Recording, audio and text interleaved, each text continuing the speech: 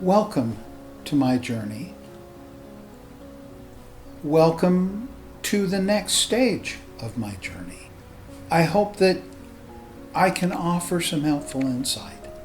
If you are considering going down the road towards a procedure, whether it's as simple as starting a drug therapy, whether it's as simple as starting a laser therapy or a topical therapy, or if you're going to go all full out and get some form of a transplant procedure, I hope I can offer you some insight as to why I did what I did, how it worked for me, and how it may work for you.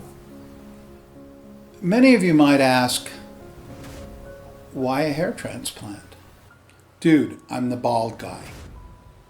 That has been a mantra for me from the earliest step of this journey. I don't want to be the bald guy. And that really, it bugged me. I've been successful. Why worry about hair loss? I mean, most guys my age have at least some. Shouldn't be a big deal. Well, for me, it was something that bothered me day in, day out, every single day. I didn't want to be the bald guy. Sure, it did not affect my overall self-image in that I still knew I was valuable and that I was loved and all of that good stuff. But the reality is it interfered with self-confidence. It interfered in my working life. I've spent a lot of my time in sales, and in sales, we want to present ourselves with a good look, a good attitude, the whole package. And if there's something that's distracting, I know as well as any salesman knows that the potential customer is focusing on that. And you may be sitting across the table negotiating a big deal the whole time the customer's looking at your hairline. I didn't want that to be the case. I didn't want it to be an issue. I do come from a family where, I'll just say it, we're vain. Looks has always been important, and that's how I was raised. My grandfather would often look at people and say, oh, what a shame that they look that way. If they would only, and then he would fill in the blank, lose some weight, change their hairstyle, what have you. So from a very young age, I was taught that physical beauty and appearance really matters. This has been generational. My mother had several facelifts, and one could argue they were unneeded. She was a beautiful woman. When I started to have hair loss, Mom says, well, why don't you try Rogaine? And of course I did.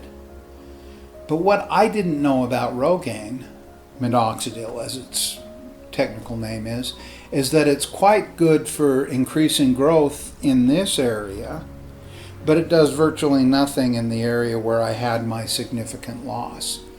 So I was really just fighting a losing battle there.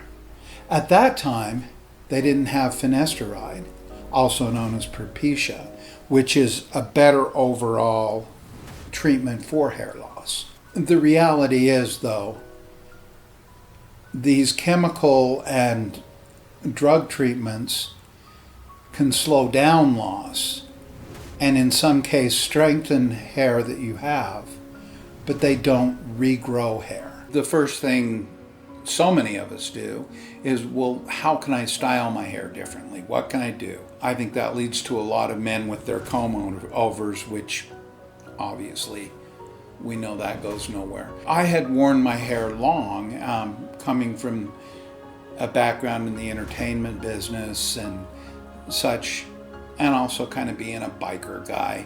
I had long hair, and I decided, well, maybe if I cut my hair shorter, that would not make it so obvious that I had this big whatever you want to call it up there. That was helpful.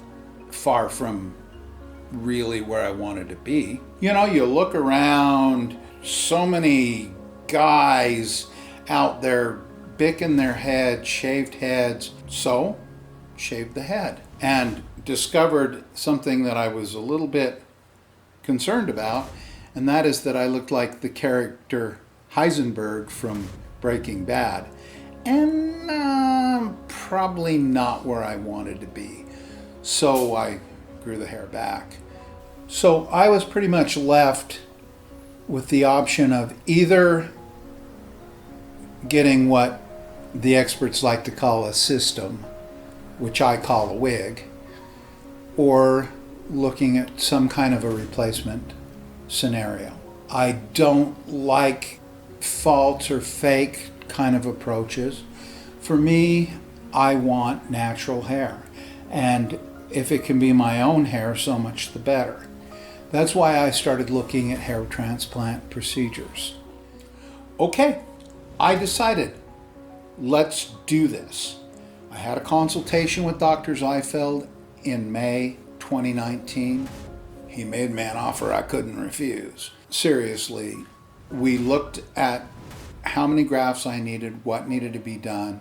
So I scheduled my first replacement for June 8th of 2019.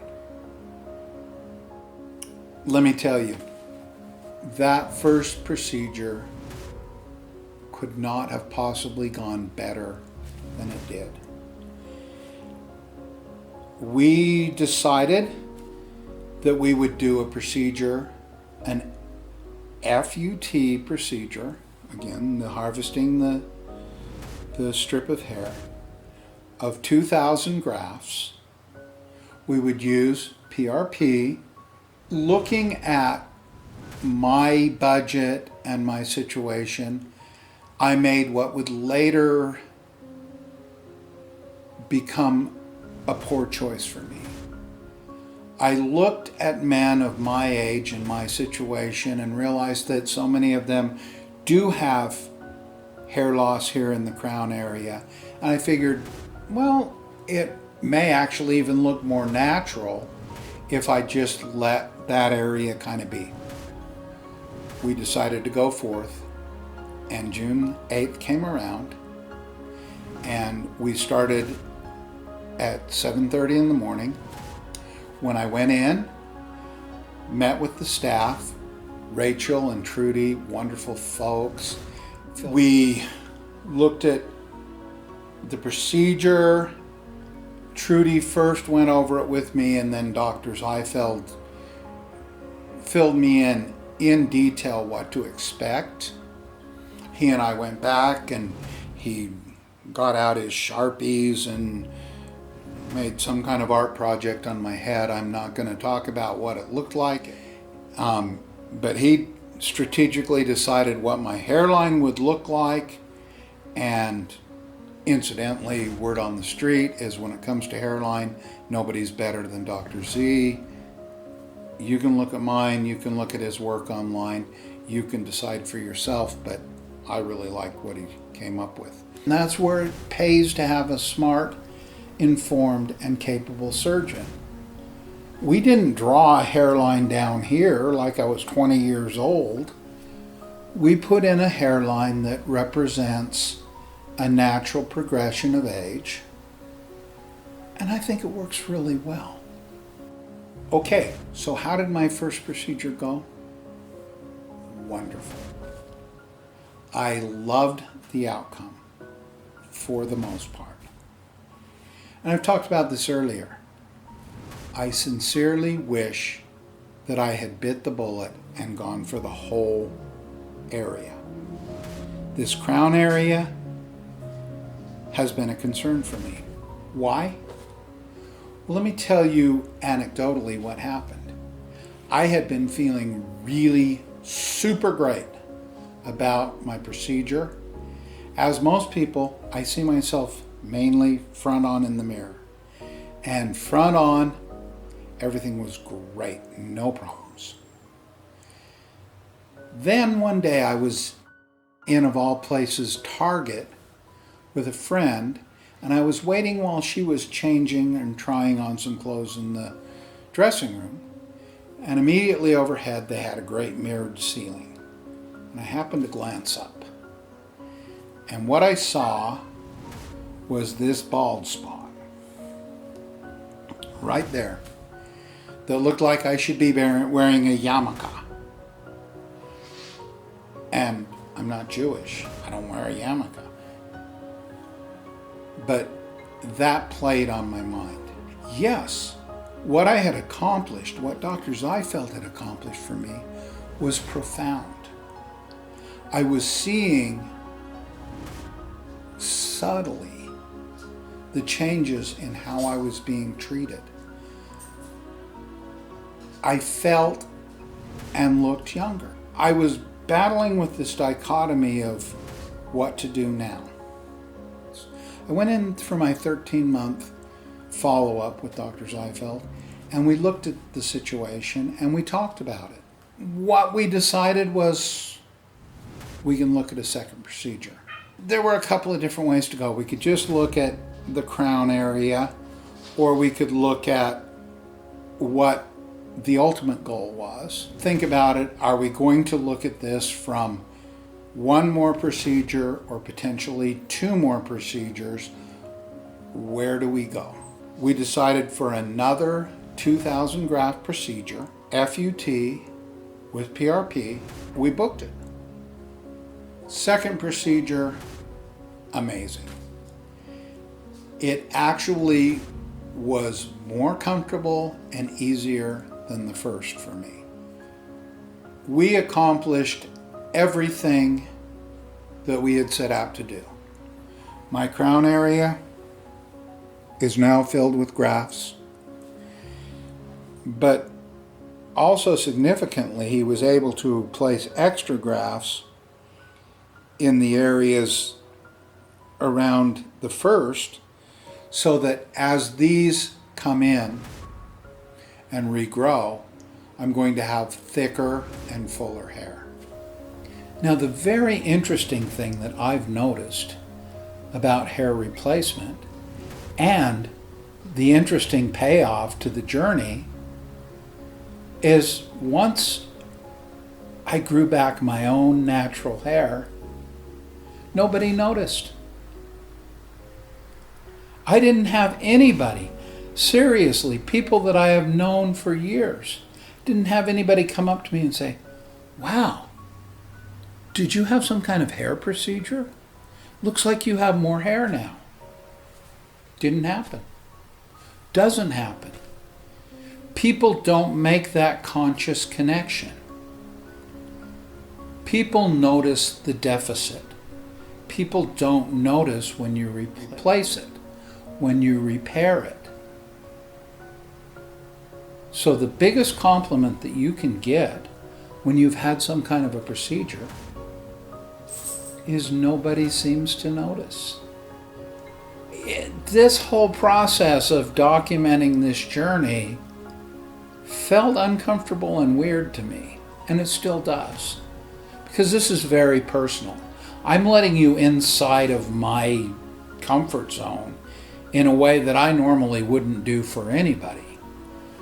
But if I have some insight, or I've found something along this journey that will prove to be helpful to you or anybody else who is likewise planning or thinking about going on this trail, then I think that's a good thing for me to offer. I hope that you have found something of value in this video for you. My goal was to share my journey. I'm going to say, from my standpoint, I look at this as a total success. I've had minimal, if any, side effects. My overall self-esteem feels better. I feel younger. I feel more vibrant. I feel like I'm more attractive. And the reality is, if you feel more attractive, you are more attractive.